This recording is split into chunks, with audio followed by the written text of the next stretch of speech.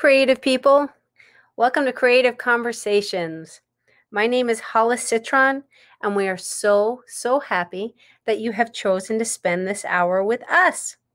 So, a little background about the podcast. So, I am owner and founder of I Am Creative and Express Yourself Publishing, and the mission is to expand the quote unquote societal definition of creativity beyond a pencil and a paintbrush and empower people, especially adults, to own their talents that come in so many different forms.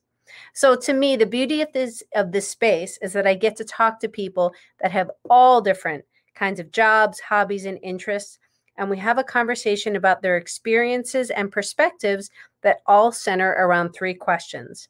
One, how do you define creativity? Two, how do you incorporate it into your life? And three, why do you think it's important? Then we have a free flowing conversation and we see where it goes from there. So I have been lucky enough to speak to a lawyer, a doctor, real estate agents, personal organizer, handwriting specialist, and so many more. And to me, the amazing thing is that by sharing their stories, we get to explore the space of expressing yourself, giving yourself actual permission to take time for your interests and expand your thinking. So by doing this and incorporating it into your life on the daily, I feel that you will feel more empowered, connected, and dare I say, happy. So my inspiring guest for today is Melissa Lambor. She is a Reiki Astro Geo guide. She helps people at a crossroads find their place in this world using Reiki, Ayurveda, and astrogeography. Her sessions help people navigate their identity and purpose while discovering the best places to manifest their goals. Melissa, welcome to the space. So, Melissa, you should just press call in. So there's those circles where you can call in and I will invite you up to the stage.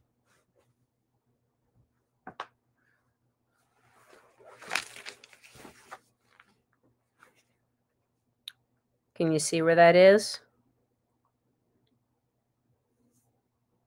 You have entered the space. So you just need to press those circles where it says call in or connect. And then I can invite you up. Okay, so try the second one, not the first circle, but maybe press whatever circles you need to.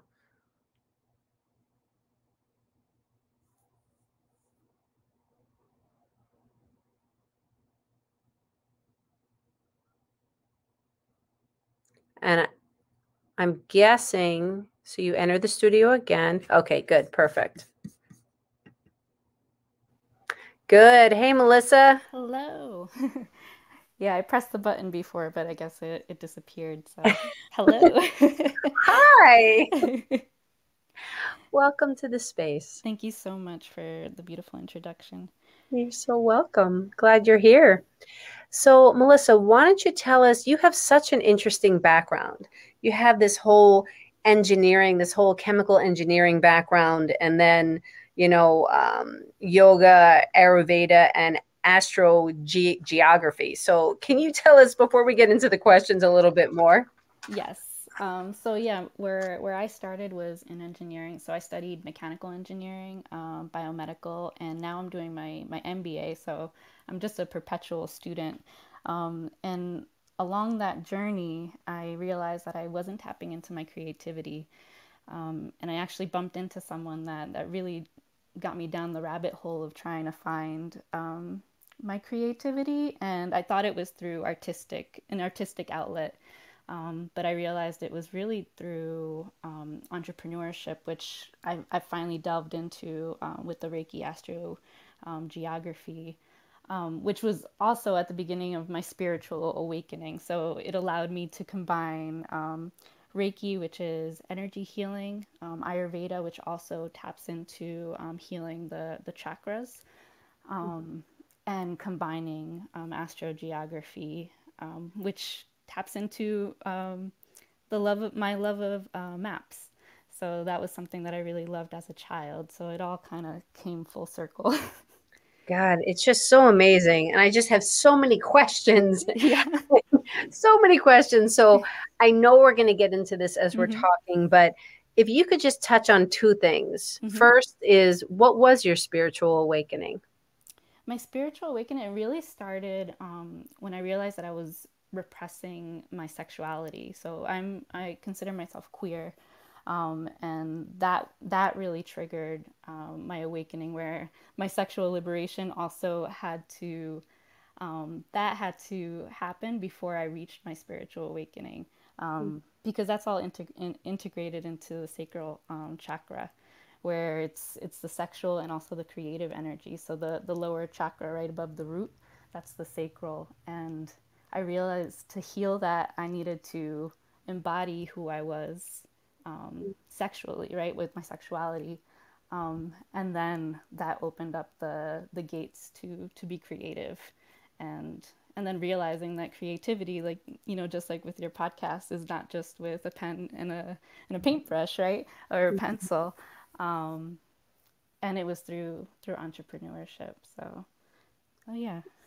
Wow, I mean, it's amazing. And it's just so, I mean, because you're talking about identity.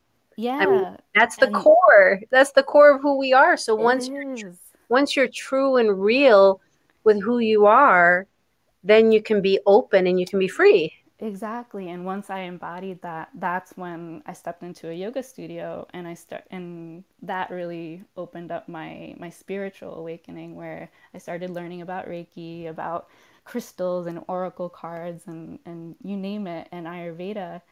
And a few months down the line, I'm like, what do I do for entrepreneurship? I don't know what I want to do for my business.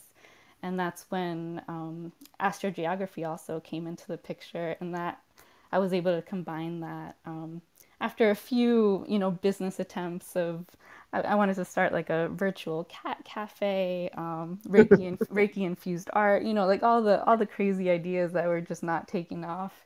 And I realized when a few friends of mine were mentioning, oh, like, how do I find the best place to live in the world, like based on the cosmos or based on the stars? And I'm like, oh, yeah, there's a website for that. But I didn't realize that, it was very complicated for them, and it came easy to me. So that's where I really, yeah, I figured that there was a gap there, and I could fill that. So, and I that's love that. where Reiki Astro Geo came to be. Because that's what I was going to say. Because I'm sure as people are reading this title, they're like, what is that? I mean, Yeah, it's like grabbing my attention, one but of my Instagram posts is like, what the hell is this? what the hell is astrogeography? Right. And that's usually what people are asking, which, it does pique everybody's interest. And I was surprised that people would be interested in. And I've been getting so many clients by just mentioning astrogeography or astrocartography.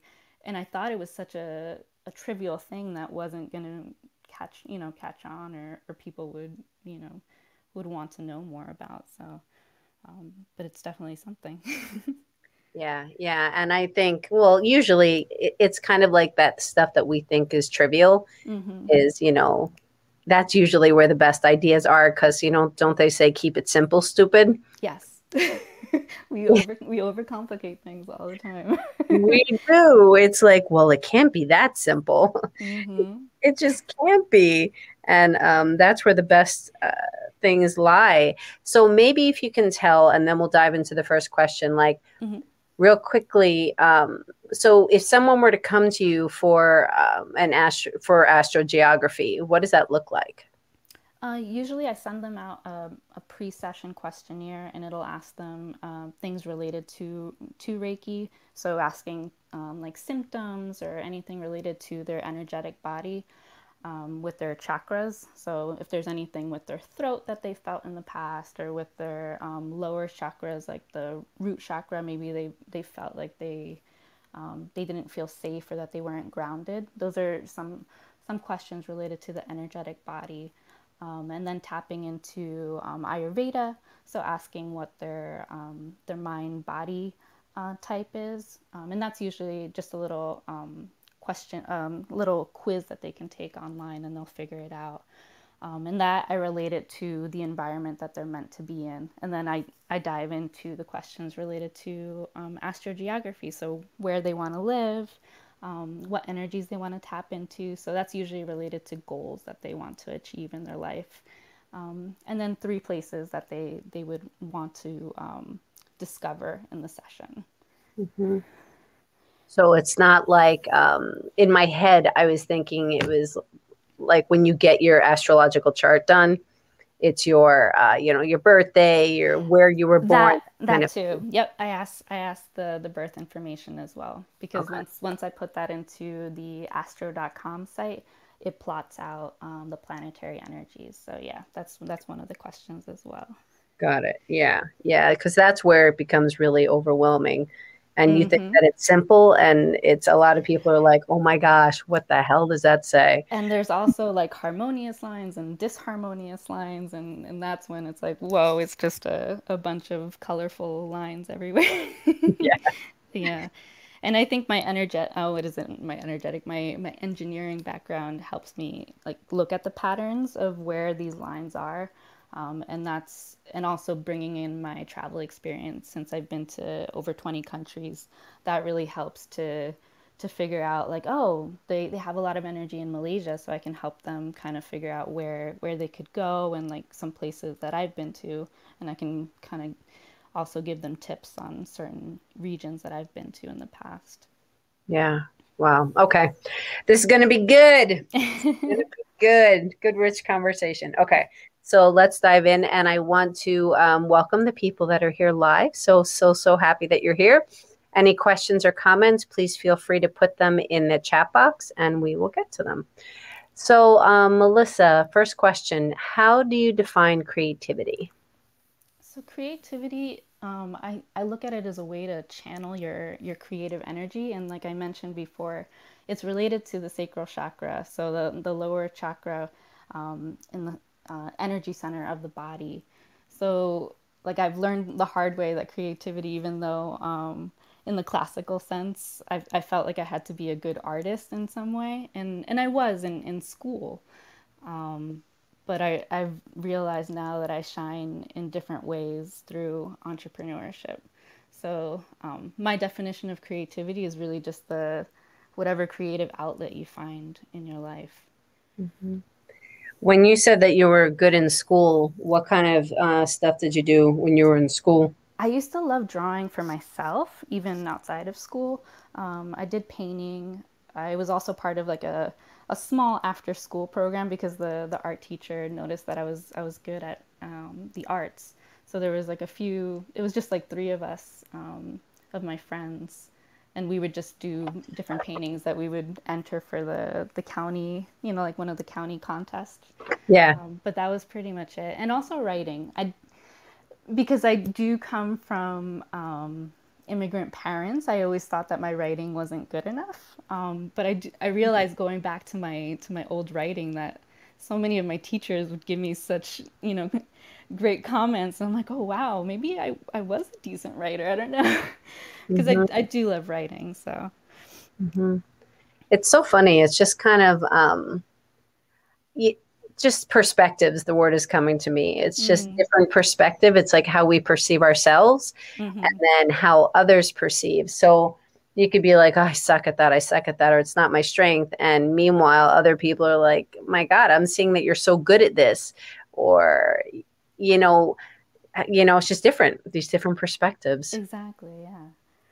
So, yeah. So creativity is the way to channel your creative energy. Hmm. And thinking about the chakras, so you specifically mentioned the sacral chakra being your base chakra, because Right. that holds a lot of that. So how about, isn't there, so the order is there, well, there's the root, the Hmm. sacral. And Can you then tell us the order of the chakras? yeah, it goes from root, sacral, solar plexus, heart, the throat, the third eye, and then the crown. Okay. So I found for me that the throat chakra was a big one Hmm. About because it's speaking truth. Hmm. speaking so much about expression. Hmm. And that one is linked to the sacral chakra. Oh. So that, yeah, your sacral chakra has to be balanced for your throat chakra to also be in balance. So Mm, those cool. are very closely related. So then how about, so you did, so I want to go back to a little Hmm. bit more of your background. So you're in engineering, and who were you working for? I currently work for the Army, so Hmm. So tell us about that. So what do you do for them? I work with ammunition. I don't like to talk much about it, but yeah, Okay. um, Okay. and that's a reason that I'm also transitioning out of engineering. I I thought initially that I was going to get into like roller coaster design or something fun, um, but just the way that life works, you end up in a job that's easy, um, and you know they're my investors for my next phase in life. And yeah, it's been 12 years with working for the government, and I just realized that I wasn't being creative. I wasn't using my degree to the point that I wanted to. Hmm. Yeah, and now I feel like I've finally found my purpose, and in the most creative way that I could, because I could be, you know, searching endlessly for other engineering jobs, and I feel like I would still be left with that yearning to do something creative, whatever that was meant to be, right? Well, I love that word yearning. That's a really Mm-hmm. good, and I'm so happy for you that you discovered this at your age. Yeah. Seriously. I mean, because this is the whole adulting thing that we get Mm-hmm. trapped in. And, you know, you could go, you mentioned the word rabbit hole before. You could go down the rabbit hole of, well, I went to school for this. You know, it's comfortable, it's easy. Right. And you And could I skip was that. and I was there, yeah, and it took a while for me to get over that. It was a complete mind shift, of letting go of, you know, my immigrant parents like wanting me to do better, and also doing, you know, doing better for my parents, right? They came here to this country for a better life and for a better life for their children. And I was almost throwing away, it felt like I was throwing my degree away for, you know, for something that wasn't, it wasn't guaranteed. So, Yeah, yeah. My gosh, listeners, are you hearing this? Like, do you resonate with this? Because this is so common. It's so common, and you're first generation. So, where are your parents from? from Guatemala. Okay. Yeah, so they came here in the 80s, and a few years later I was born. Mm. So yeah, I mean, you get caught up in that mindset of, you know, I'm representing my family. Hmm. I'm, you know, all these shoulds. Yes, yes. And what really got me through it was finally joining, through the yoga studio. I made a few connections, a few other people that, you know, also went through college and left their career and started their own coaching business or whatnot. And that's where I started taking like mentorships and a few coaching programs, and that kind of, I had somebody holding my hand right through it, and it's going to be okay. It's going to be okay. And that's what I needed. I needed that extra push to finally leave what I was so comfortable with. Yeah. Well, and it's good. It's baby steps, It and is. it's a way that you're comfortable with, and that's.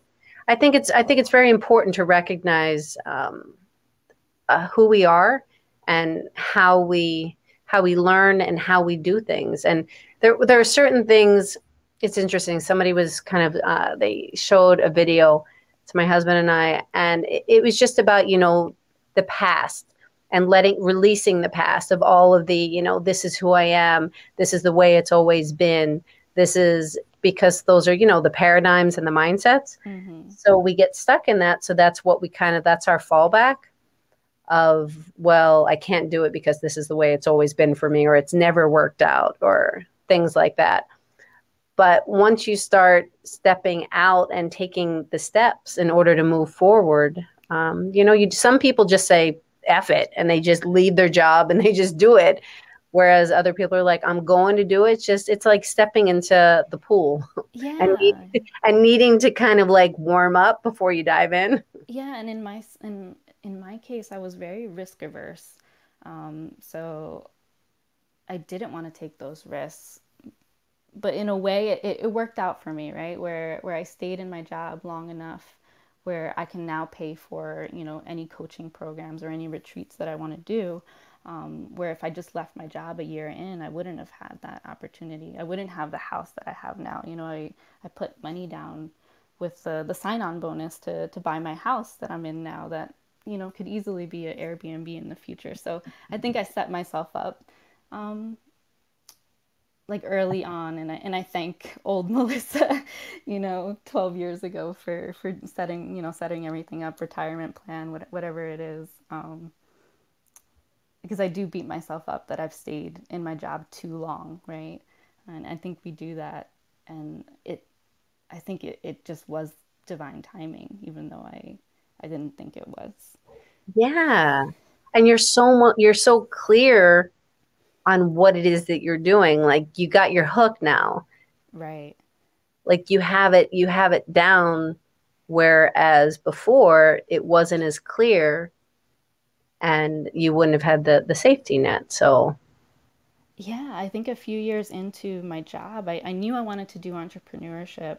I signed up for an MBA thinking, okay, this is going to be my exit, right? This will be my out. But still through the MBA is really for corporate, and it was never really for geared towards entrepreneurship.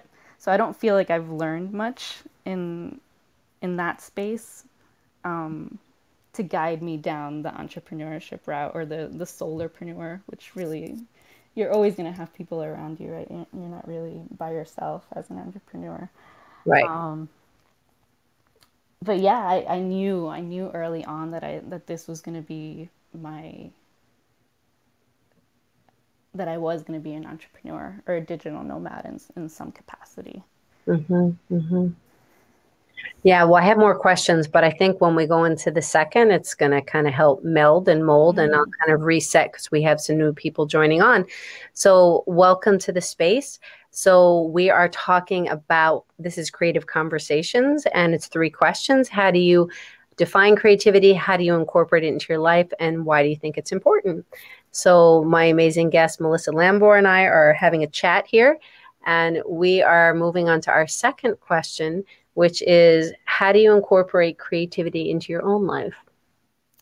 So yeah, I incorporate creativity through my business, and also I love embroidery art. I realized that was, once I went through painting and like, is it watercolor? Is it drawing? Is it this? I realized that I was tapping into my ancestral heritage through textile art, even though I discounted it or I never really tried it. And in the past few months, I delved into it, and I've even thought of doing Reiki infused art.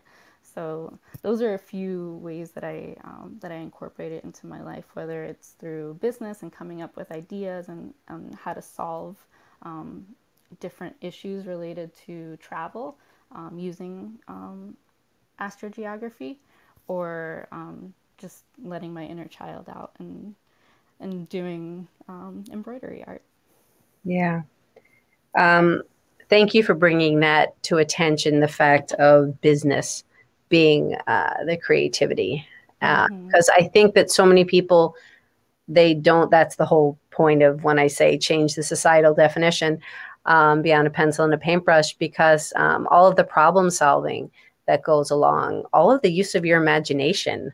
I mean, you're Yes. sitting around a table or you're alone and ideas pop into your mind. And then you're problem solving, you're brainstorming. Okay, so like these baby steps, I have to do this to get to that, to get to this. And it's not always a straight line. It's often a friggin' zigzag. Exactly, and it feeds the engineer in me also, because I that loves to solve problems, right? So I just never thought I would be using that part of myself for business, but it all kind of blends together. And I'm also making the inner child happy by playing with maps and traveling.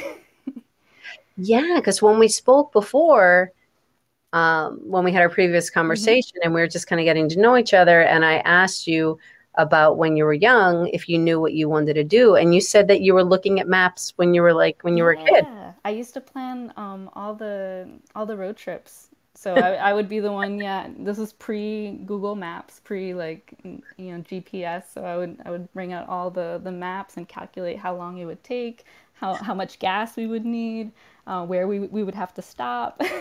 Oh my God. All those things, yeah, those things that people don't even think about now, right? And there's a place because we used to go from New Jersey all the way down to Florida. That was our common trip. But there was I believe south of the border there's like a big sombrero.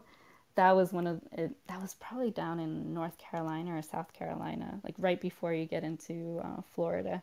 But that was Mhm. one of the things I remember. That would be like on the map where we need to stop there and pick up some trinkets or something.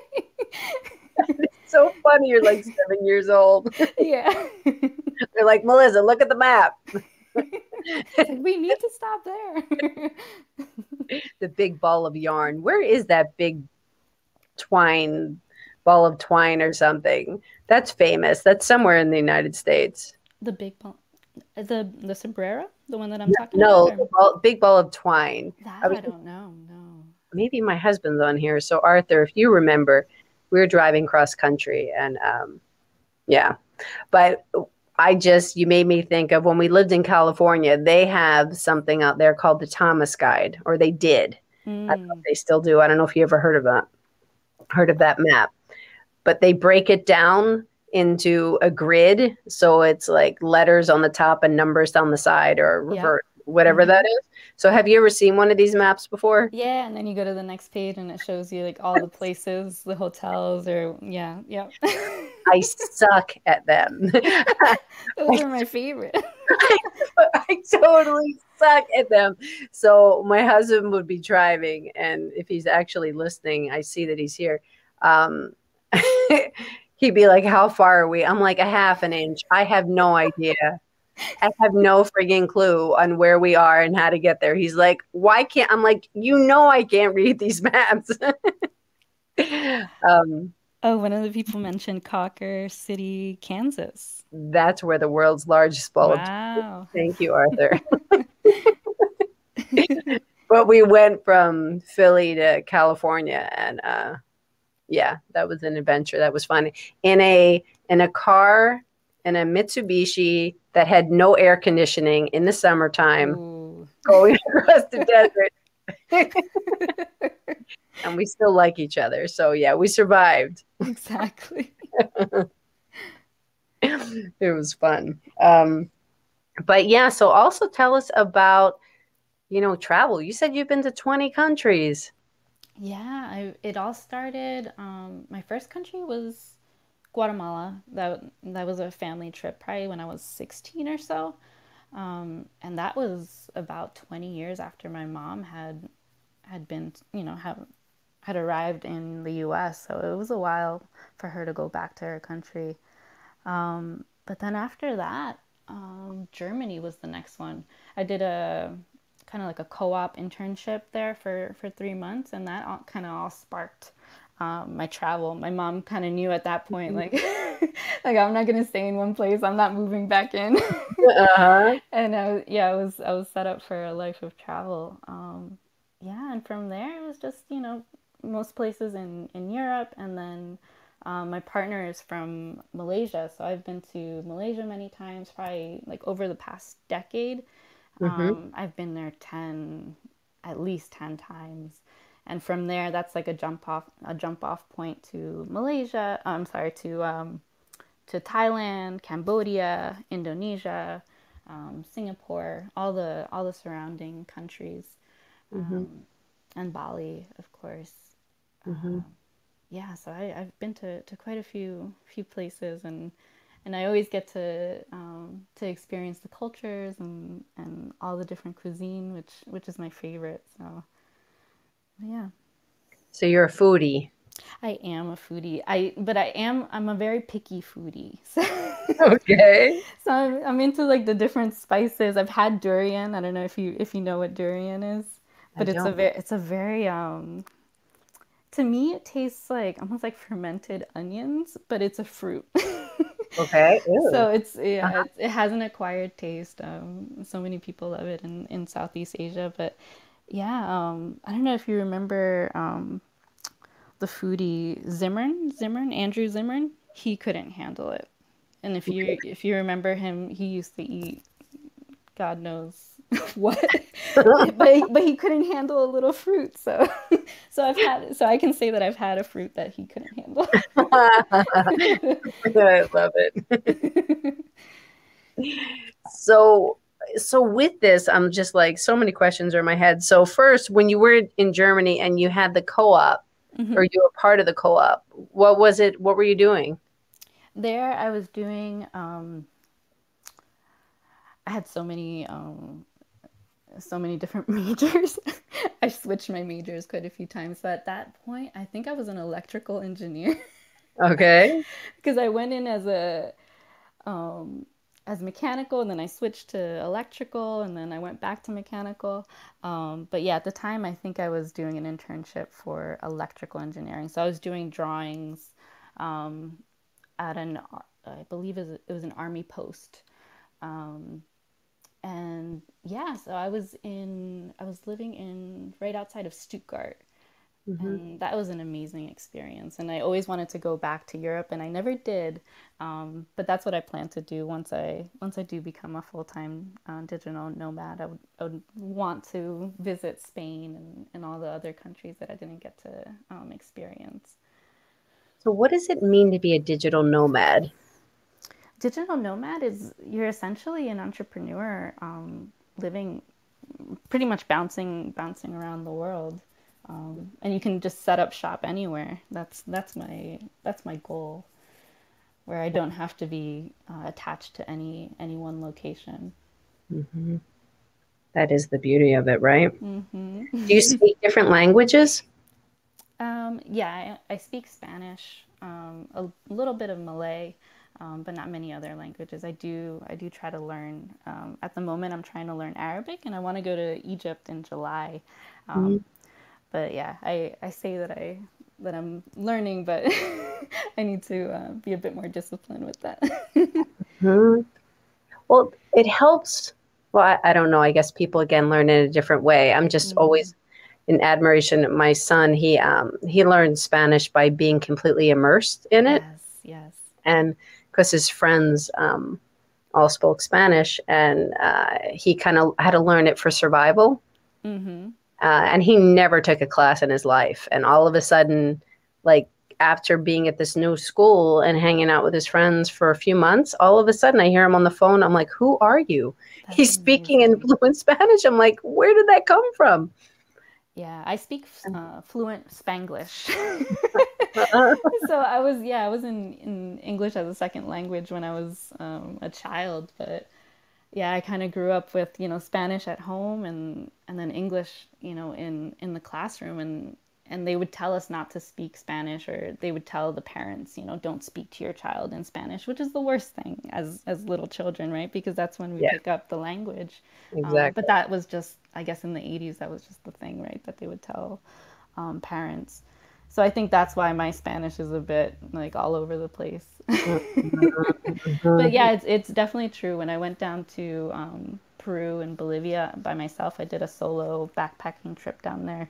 I was definitely forced to improve my Spanish. Right. So yes, yeah, immersion is the best way to go about it, because you're forced to survive. Yeah, and you don't want to be looked at as the, obnoxious American. Hmm. That's yeah. Yeah, I had that when we were in Italy, and some people they weren't even trying. It's like, oh my God, please stop talking, because it's being kind of it was being obnoxious. It wasn't being respectful. Oh, they were speaking in English, like. They were Oh. trying to speak Italian, but at the same time, it was kind of done in a way where it was just kind of like, you're really. It's not just bad Italian with an American accent. It's just kind of you doing it just because you have to do it. Right, right. I don't know if that makes sense. And that's one of the things with my sessions. I do tell people, through your local library, they offer Rosetta Stone or Rocket Language for free. So those are resources that you can always tap into.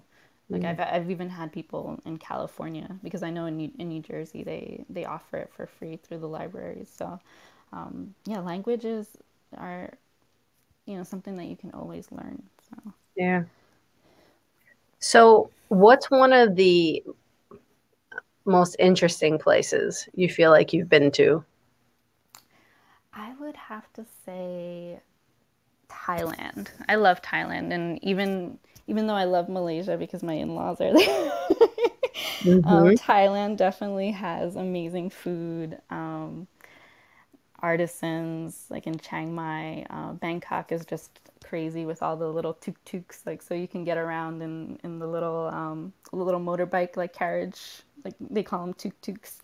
Uh-huh. So yeah, it's fun to get around, but all the temples, the language and the culture. Yeah, that's definitely one of my favorite places to always go back to. Hmm. Yeah, when you said the tuk-tuk, I had an image of like a bike, but it's a motorcycle. Yeah, it's not like a bike rickshaw. It's Hmm. a motorbike rickshaw, I guess. Hmm. Hmm. Cool. So you also mentioned, which was because, this was part of your spiritual journey, was yoga kind of opened you up. Mm-hmm. Um, is this something now that you do on a regular basis? Is it part of your regular routine? Uh, yeah, definitely. Especially Kundalini yoga. I know that's separate from like Ashtanga or like different types of yoga. Kundalini yoga is more prescriptive, so I do that. I'll look up a particular kriya for procrastination or for prosperity, and I try to do that as like a moving meditation. I did do yoga training earlier in the year, and that's something that I do need to dive back into, because it was a bilingual program. So eventually, I would love to teach yoga in English and in Spanish. So Okay. that's something that's in the works for this summer. Mm-hmm, mm-hmm. Oh, that's amazing. And Kundalini. So, yeah, maybe if you could tell people that are listening, they might not be familiar with what Kundalini specifically is. Kundalini, I didn't do Kundalini training, Okay. but that one is mostly it's related to like the awakening of like the sacral chakra or the energy within. So, but I usually tap into that as a moving meditation. Mm-hmm, mm-hmm. I always say that I'm going to do more yoga, and my vey.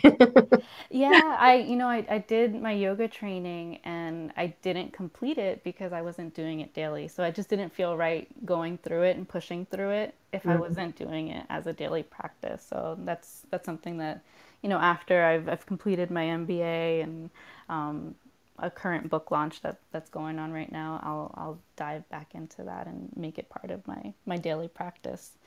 Yeah. Yeah. A listener is asking, chakra is related to Reiki, isn't it? Yes, it is. The chakras are related to many modalities, but yes, within Reiki, we do look at the chakra system. Do you use a pendulum? I do for distance Reiki, so you could either feel the energy over the chakras or use a pendulum. So I do use one for distance Reiki. So when I do it over Zoom, I form a crystal body for each chakra, Mhm. and I use the pendulum and I kind of go over, asking like is their chakra open or is it closed, and it'll spin in a particular way. Isn't that amazing? It is, and it's something that we learned in our Reiki class, and I didn't think it was going to be a thing, but since everything, with COVID, everything went online. I'm like, wow, I'm amazed that this is something that I can still do. I can still provide energy healing through a virtual setting.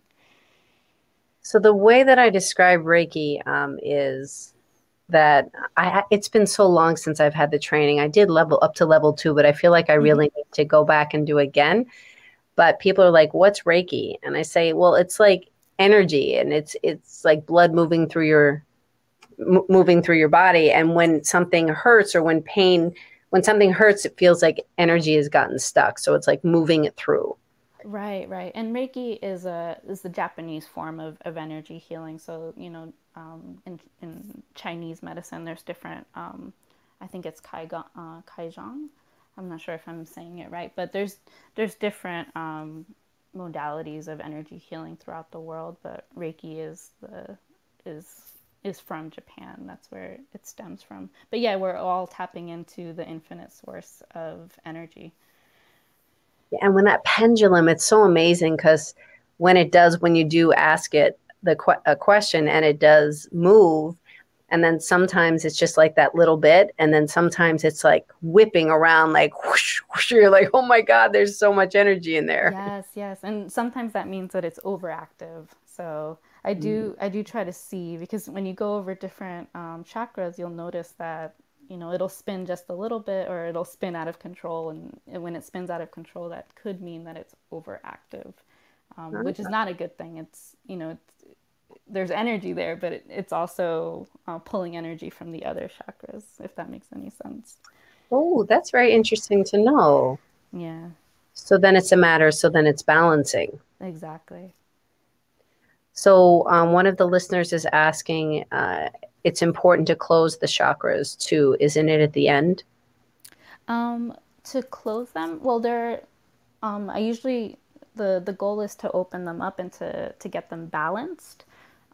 But I kind of close myself off from the person, so I'm not pulling any, they're not pulling any energy from me, and I'm not pulling any energy from them, because then that I could feel depleted from a session. Hmm.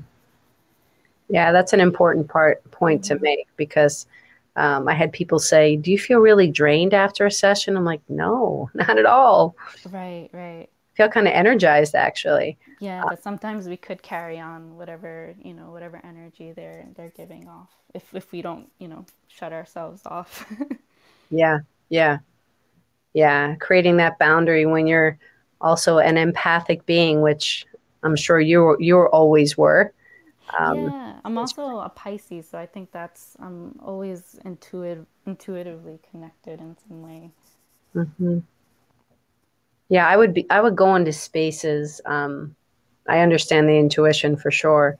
I would go into spaces and I could just feel right away, feel energy.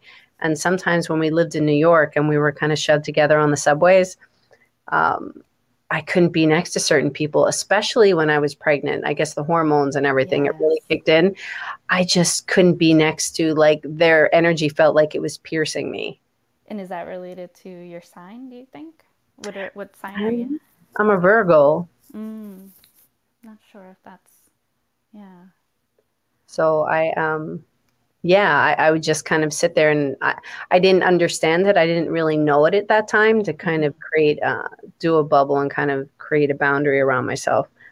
Um, but yeah, it was painful. I'd come home and be like, it hurts. Like the energy coming off, it really hurts. No, definitely. I feel that, especially, when I go into like a group, a circle or a group of friends, like you feel the different energies with people, and realize that maybe you're not meant to connect in certain ways, there's an energy there that's not allowing you to go any further. Yeah, yeah. Yeah, so the listener's bringing up a really good point, and I'm glad they're bringing it up because it can lead to another Hmm. question. It says, they do yoga on a stand-up paddleboard, followed by a nice 10 minutes of mindfulness meditation in the middle of the sea. Oh my gosh, that's That's amazing. that is amazing. Where do you live? Please tell us where you are. Um, oh, in Dubai. Oh, that's beautiful. Wow, that is beautiful. What time is it over there now? Just curious. But do you have a 3:46? I'm guessing in the afternoon. Yeah. Oh, AM. Oh, morning. Okay. Wow. Well, thank you for joining us. yes. I feel honored. Do you have a some kind of a mindfulness routine? My mindfulness routine is usually checking into the chakras, and if I feel something, usually my solar plexus or my lower chakras are the ones that I feel kind of like, you feel like a sense of like doom, or if there's something coming up, that's usually where I feel it, and I just need to tell myself, you're safe. Like, you be courageous, be creative.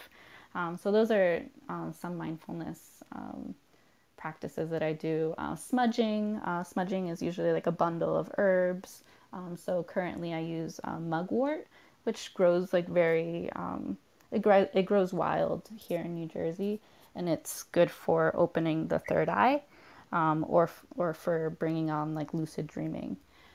So that's something that I've been using just to clear any negative energy from my body.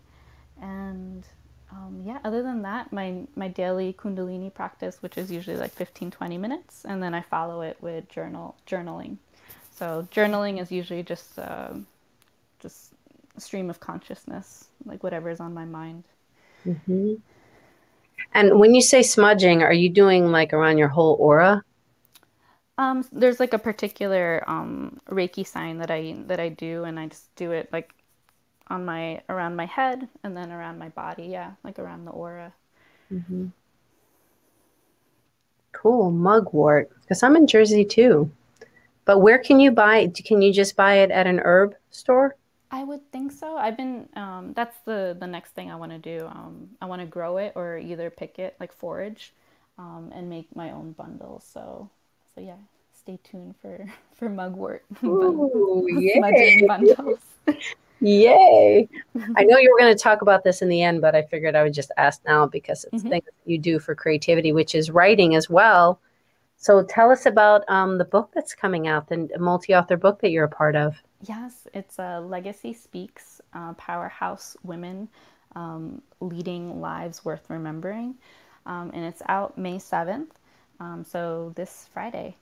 Um, and yeah, it's a book full of 25 women entrepreneurs, and they're all sharing their medicine, their journey of how they got to where they are today with their business, their spiritual journey, and yeah, their legacy, what they want to leave in this world. So, What's your chapter called?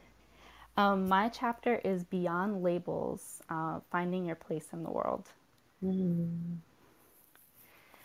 So yeah, my chapter, it really speaks about I speak about creativity essentially because I like I said, I was on this endless search of what is creativity, what am I supposed to do, and then finding out that through my spiritual awakening, I was supposed to find Reiki, Ayurveda, and astrogeography. Mhm. Yeah, I think again, I can't say it. It's like what I just want to scream from the rooftops is seriously, it is like what you're saying is this whole journey, which is really life. I mean, I see it as it's kind of journey, what we just go through, and recognizing that. I mean, to me, I define creativity as your voice, as your expression. Mm-hmm. And it's as simple and as complicated as that. It's just kind of what comes to you. It's the way that you share your gifts. It's the way that you just speak it. It's the way that you do it.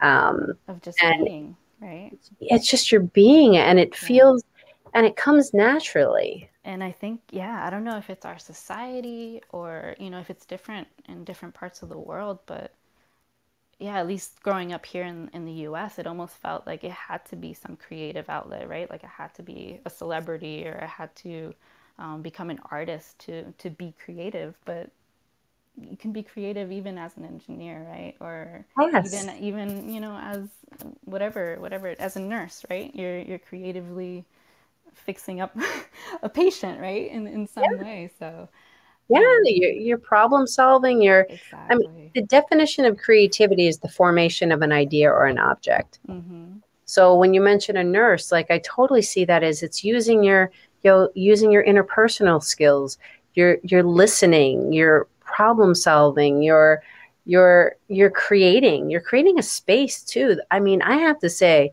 when when I was in hospital situations and stuff, there were certain nurses that were above and beyond because they created such a safe space. They created this space where it was just like I felt so comfortable. They weren't making me feel worse than I already felt. Exactly. And I think in those spaces, people need to have the freedom to be creative, right, within their career. Where in my particular job, I don't feel that creativity. It's kind of, the same thing every day.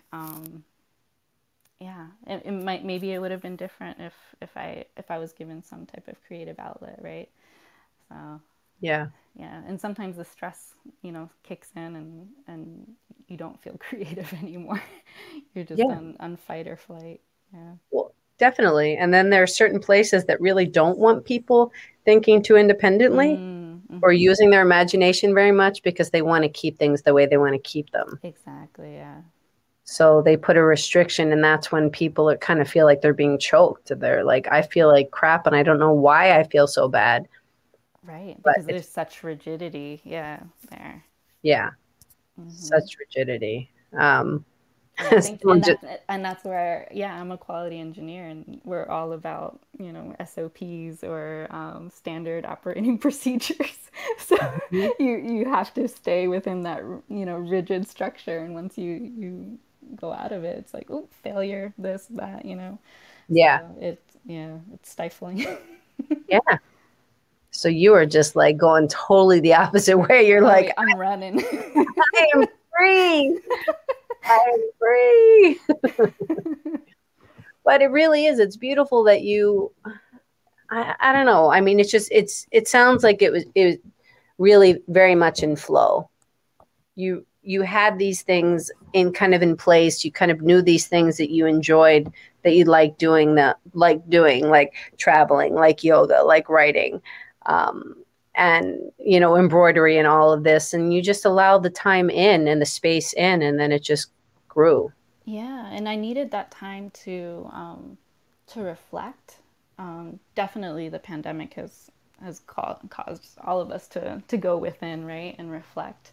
Mm. So that time has, I was meant to travel. I was going to travel in May, and my trip got canceled because of the pandemic. Malaysia completely shut off, closed their borders, and that forced me to sit with myself. Like, I can't escape. I can't go and travel. That was my drug. So I think that also helped me to tap into astrogeography, not as a way to escape, but as a way to bring in the Reiki and Ayurveda to come at travel from a balanced perspective. Yeah. Because we do, we like to escape and forget about the problems, but the problems always follow us. They'll they'll keep following us. They, what is it they say? Everywhere you go, there you are. Yeah, exactly. Yeah, yeah. We can't. Yeah, we're with we're with ourselves 24/7, and Hmm. yeah, you might as well love yourself and learn about yourself. And I think it's very important what you just talked about is reflecting. Yeah, I mean, with the time that we've had, um, you know, you can choose. You choose. Are you going to reflect and use your power for good, or are you just going to kind of stay in stuck in a space of old thoughts? Exactly. And yeah, another thing with my service was tapping into the energies of the world from exactly where you are, right? Like, if you can't travel with the pandemic, or maybe you're someone that's exiled or a refugee, an immigrant that can't go back to their country, I wanted to figure out a way to harness that energy, right, from a distance. So that's also something that I try to teach my clients, just how to tap into that energy that maybe they didn't know that they had energy in Africa, and now they know, and they can watch documentaries or learn the language or figure out what art there is from that particular part of the region to start tapping into that energy. Wow. So it's kind of like, what is it, that 23 and Me or something? You Yeah, yeah. swab, find out all of your background. You're like telling Exactly. people where people's energies are. Yes, yes. And maybe they were always called to that particular region, and finally when they get to a session with me, they're like, "Wow, now I know why." Because, the it was written in the stars essentially, right? Based on Literally. on astrology, yeah. Yeah. Oh my gosh. Well, we have to get to question three because we're Mm-hmm. almost at the top of the hour. And I love I have to just draw attention to what this person just put in here. Love, peace, and coffee is what the world needs now. Amazing. Is there a shirt made of that? Because if not, there should be. That would resonate with a lot of people. So we've touched on all of this, but basically to wrap up the idea of, so why is creativity important? I think creativity is important for us to feel fulfilled in life. So, as I mentioned, creativity or creative energy is linked to the sacral chakra along with sexual energy. So, if we neglect creativity, it causes an imbalance in the sacral chakra, and that can only be brought back to equilibrium by incorporating creative practices, which may seem like just letting in the inner child, right, to play. So for me, it's really allowing myself to tap into like embroidery designs. Like I have a little book of embroidery designs that I want to start embroidering. Something as simple as a 10-minute practice of just drawing a little jewelry design or something. So that's why it's important to me, especially because of the sacral chakra and how if if creativity isn't being tapped into, then it could send that chakra out of balance. Yeah. It's putting it in such a way that's a very clear understanding that really connects to the body physically Mm-hmm. and to those energy centers. And I think it's important what you just said too is it's important to keep it, you can keep it simple. It doesn't have to be complicated. I think It a doesn't. lot of things that we mentioned in this conversation was about that, the idea of simplicity, of that 10 minutes of whatever that is. So I kind of put it out there to you listeners, is what is that thing that you could do for as little as 10 minutes, where it's giving yourself the permission to actually take that time to do something that you enjoy. Right, and might even tap into some ancestral healing too, because for me, textile art, I realized it was healing because I was tapping into my indigenous roots in Guatemala, since they're into textile arts. Yeah. So yeah, it was just a beautiful way to connect back to my roots. And you mentioned in the beginning that you were kind of pushing that to the side. I You weren't. was. I actually never did embroidery art until I did a workshop. It was like mystical embroidery or yeah, and that's where we were just playing with stitches. And I'm like, I love this. Like I really did. And I think I shied away from textile art because there's so many like beautiful textile arts from Guatemala that I was overwhelmed. I'm like, I could never be that good, right? No, but that again brings up a very important point. I think the word playing and overwhelmed Mm, being opposites. I think we get overwhelmed because we think we have this whole perfectionist thing. We have to be so good at it. It has to exactly. be perfect. But when we're playing, and think of it as just playing, you were just playing around with stitches. And then you were like, oh, this is fun. Like, I can do that. It was funny because this workshop, so many of them had a lineage of textile artists or embroidery artists, and they said that it was so healing for them to just play because they did have this burden of like I'm never gonna be like my mom, I'm never gonna be as good as grandma or whatever it was. So most of the conversation after the workshop was like, wow, this I just never gave myself the permission to just make a simple stitch because I thought I was going to be judged. Oh my gosh, there we go. Permission to make a simple stitch. Right? I always pull a quote from everyone, every talk, and this is permission to make a simple stitch. That's the quote. Yeah, because I think that is so it's just huge. Yeah, we don't give ourselves the permission, and I'm guilty of that too. I mean, it's you hold back because again that perfectionist thing, but yeah, we just need to play. Exactly. We need to play. And yes, this person again said 10 minutes of I am affirmations at the start of the day. Yes. Yeah, that's good. No, even before this call, I had to tell myself like I am enough, like I'm safe, especially for the root chakra, like telling yourself I am safe, because I tend to get very nervous when I talk, especially with lives or with presentations, and my body just goes out of control, and I'm like, you're safe, it's Mhm, mhm, okay. mhm. Well, you didn't sound nervous. No, no, and you are a very good host. Well, thank you. Thank you. But it's so funny because I was always crazy shy and I would never get up and speak in front of it's just funny how life kind of unravels. Mm. Would never do public speaking. Just my voice was like all over the place and Right, turning you start purple and cracking or like your voice starts blotchy. Oh leaving your body. my God. At my bat mitzvah, I actually tripped going up to the pulpit. Oh no, It wasn't like a little just to set the mood. It wasn't like a little oof. It was like almost fall on my face. And I laugh when people fall and trip and get hurt and whatever. It's just what I do. I still do it. My kids are like scarred by stuff that I laugh at. But so I got up and I just started laughing. I have no idea how long it was for. It felt like forever. And then I just, started. And I remember shaking hands with the rabbis after, and they were like, that was a really good icebreaker. I'm like, that so wasn't planned.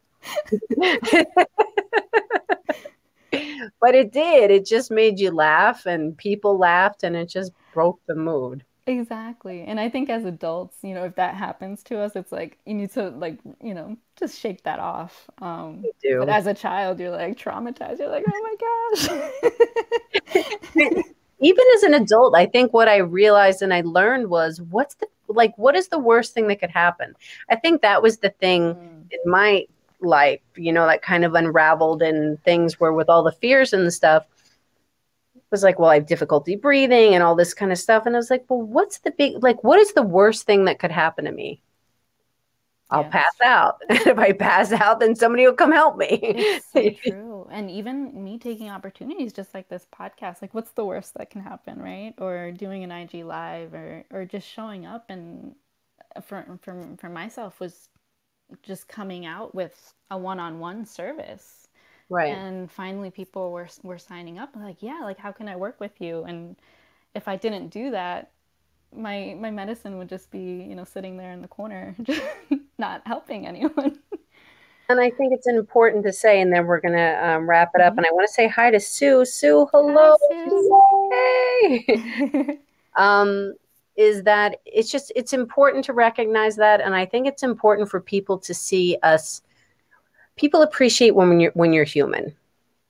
Exactly. So when you make mistakes and when you acknowledge them and when you laugh about it and whatever, people appreciate realness as opposed to all of this other It's true. manufactured perfectionism No, and stuff. even on social media on Instagram, I try to show like my behind the scenes, even my videos, they're not perfect, like the the 10 to 20 takes that you have to do before it's the final product. Right, right. Exactly. And the bloopers, they're always the most fun anyway. Right? Yeah. I love when they do that on like toys, like the animated movies. They have the bloopers on the Mm. animated movies. I've never seen that. Yeah, The audio or like they have the like visual, like for Toy Story and oh. stuff at the end. They have like bloopers for. That's funny. Anyway, so this has been so amazing. Can you please tell them, Melissa, how they can find out more about you? Yes, they can find me on Instagram at Melissa Lambor.